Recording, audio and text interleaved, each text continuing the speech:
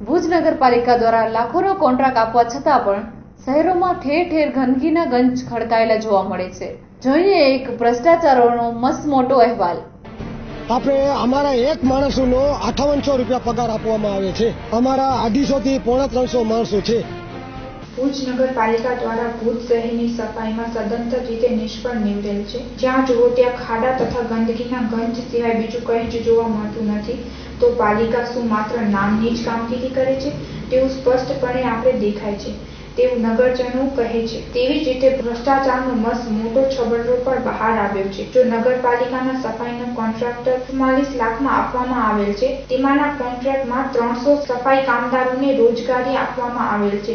જો એક સફાઈ કામદારને 5800 રૂપિયા ચૂકવવામાં આવે તો બધા જ કામદારોનો પગારની રકમ 1,74,000। જો અંદાજે 15 ટ્રેક્ટર હોય તો તેમનો ખર્ચ 30,000 હોય તો તેમનું 4,50,000 રૂપિયા ખર્ચ થાય। તેમના ટ્રેક્ટરના મેનેજમેન્ટનો ખર્ચ 2 લાખ હોય તો તમામ ખર્ચ રૂપિયા 8,24,000 થાય। તો 44 લાખમાંથી રૂપિયા 8,24,000 બાદ કરતા રૂપિયા 35,76,000 વધે। શું કોન્ટ્રાક્ટરને હડપ કરવા માટે આ કોન્ટ્રાક્ટ આપવામાં આવ્યું છે? તો આ બાબતે રાજેન્દ્રસિંહ જાડેજાએ જણાવ્યું હતું કે વિરોધ પક્ષે હંમેશા જ્યારથી આ કોન્ટ્રાક્ટ આપવામાં આવ્યો ત્યારથી જ અમારો વિરોધ હતો। કારણ એ હતું કે આખા શહેરની સફાઈ માટે જે કોન્ટ્રાક્ટ આપવામાં આવ્યો એ કોન્ટ્રાક્ટ વર્ષના 5,28 લાખમાં આપવામાં આવે છે, એટલે કે મહિનાના 44 લાખ રૂપિયા। તમે જોવો તો કયા વિસ્તારમાં સફાઈ થાય છે?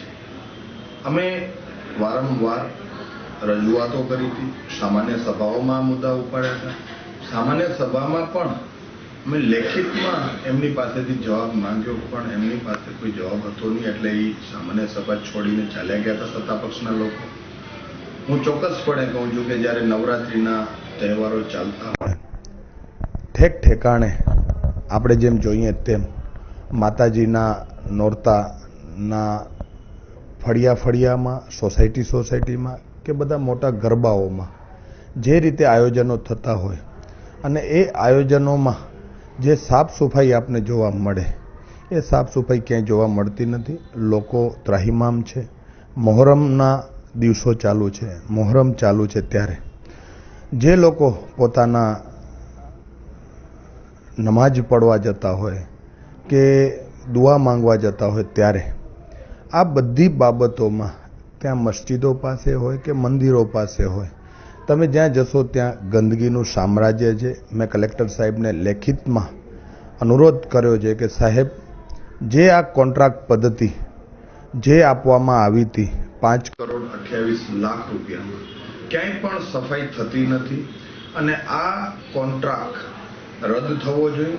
એમને જે પણ આમાં આમલી બતાવ્યા હતા, જે એમને લોલીપોપો બતાવી હતી, એ એક પણ જગ્યાએ કોઈ પણ જાતના અદ્યતન સાધનો સાથે ક્યાંય પણ સાફ સફાઈ થતી નથી। હા, એ સાધનો લઈ આવ્યા હતા, ધૂળું બહુ ઉડાડતા હતા અને જ્યાં સાફ થતું હતું એનાથી કોઈકના ઘરોમાં વધુ બગાડ થતો હતો। કોઈ શોરૂમની કોઈ મોટા રોડ ઉપરથી નીકળે તો સાફ કરવાની બદલે શોરૂમ ઉપર વધુ નુકસાની થતી હતી। આવા સાધનો લઈ અને જો આ કોન્ટ્રાક્ટર આવતા હોય તો આને અદ્યતન સાધનો કહેવાય નહીં। અને 5,28 લાખ ઉપર એટલે કેટલા બધા રકમો થઈ। એટલે મેં એમાં મારા પત્રમાં લખ્યું છે, મેં નિયામકશ્રીને પણ લખ્યું છે કે આ કોન્ટ્રાક્ટ તાત્કાલિક રદ થવો જોઈએ।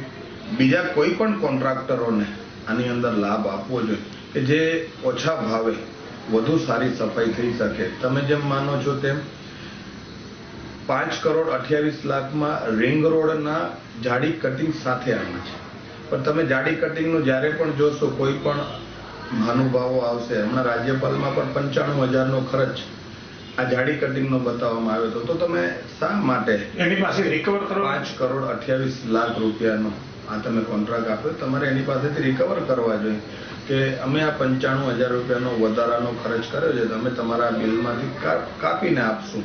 પણ એવું કંઈ આ સત્તાધીશો કરતા નથી। હું ચોક્કસપણે કહું છું કે આમાં ક્યાંક ને ક્યાંક સત્તાધીશોનો હાથ છે અને સત્તાધીશો ભાગીદાર હોય એવું ચોક્કસ લાગી રહ્યું છે। ત્યારે જ આવા તગલખી નિર્ણયો લઈ આટલા મોટા પૈસા સાથે અને ક્યાંય કામગીરી ન થતી હોય છતાં પણ એને કંઈ કહેવામાં આવતું નથી એવું ચોક્કસ મને લાગી રહ્યું છે. એટલે જ અમે આ વહીવટમાં આ જે કોન્ટ્રાક્ટરને જે કોઈ પણ આપવાની થતી રકમો હોય એ રકમો એમને આપવી ન જોઈએ અને તાત્કાલિક એમનો ટેન્ડર રદ થવો જોઈએ અને જે કોઈ પણ અધિકારીઓ આ જો એમના પૈસા આપશે પાસ થશે તો એની જવાબદારી આમાં ફિક્સ થશે એવું ચોક્કસ મને લાગી રહ્યું છે.